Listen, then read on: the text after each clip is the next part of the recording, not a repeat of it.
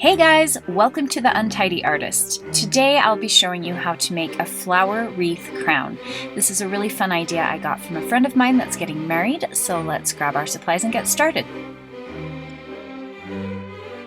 The first thing you'll need is some small silk flowers with leaves, and I liked using some that were different sizes, one just slightly bigger than the other, to give it a little variety. Then you'll need some floral grapevine wire. You can find this in the floral section of the craft store, or I've even seen it at Walmart. If you can't find the kind that's covered with the grapevine, you can use just plain. Wire cutters and some scissors, and my glue gun set on low, and a ruler, something to measure with. The first step is to measure out your wire. To get the correct measurement of the wire, you'll want to measure the grapevine around your head once where you'd like the crown to sit, double that number and add 10. And then take your very long piece of wire, place it on your head where you'd like it, and kind of just wrap it around once to make sure that that's going to fit on your head. Once you have the desired size that you'd like, start wrapping the grapevine around itself until you get to the other end, and then you're just going to wrap it over a few more times. Trim off the extra twine and make sure you tuck the ends of the wire into the wreath. Now grab your flowers. You'll actually need a total of 8 flowers. So I'm using 4 of the bigger yellow flowers. And then for the smaller flowers, I'm going to use a bunch of the smaller flowers. So I just took off 4 little bunches of them. And now we're going to glue them in between the grapevine, which is why we overlap the grapevine.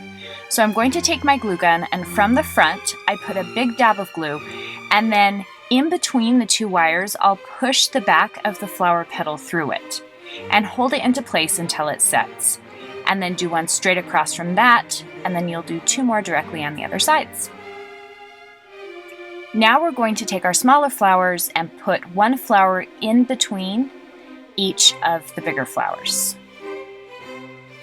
So I take my glue, slide the bunch of flowers through, put some more glue on the back and let it set. What this does is it allows the flowers to not have to be added on individually. I just let it dry, and then I can go back and clip off the very back of the stem, and it keeps the flowers into place. And like I said, I don't have to put them in one by one. Now grab your leaves, and each stem of flowers should come with different leaves. You're probably going to have different sizes of leaves. Kind of just play around with them. Mine had really small leaves and then some bigger ones, and I just cut them all apart. Some of the bigger leaves I felt were too big, so I trimmed them off a little bit. And you're going to need 2 to 3 leaves for each flower. Or more if you'd like. You can add as many as you'd like. So once you have your leaves, you're going to apply these to the back of each flower to cover up where the glue is.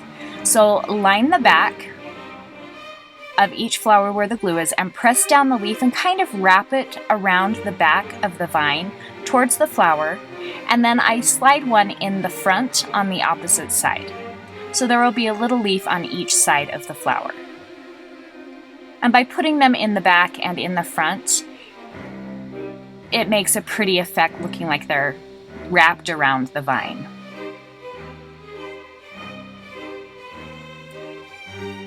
Another tip with this is to make sure the first flower you put on is right where you started your wreath, where the vine overlaps. And by putting the flowers and leaves on that part, you're going to cover up all of the overlapping from the vine. And you are all set. That's it. As you can see, these would be a lot of fun for a summer wedding, a bridesmaid, a flower girl, or even just to wear around in the summer. If you have any comments or questions, please post them below. I would love to hear from you. Check out some of my other tutorials, and if you haven't yet, please subscribe. Thanks for watching.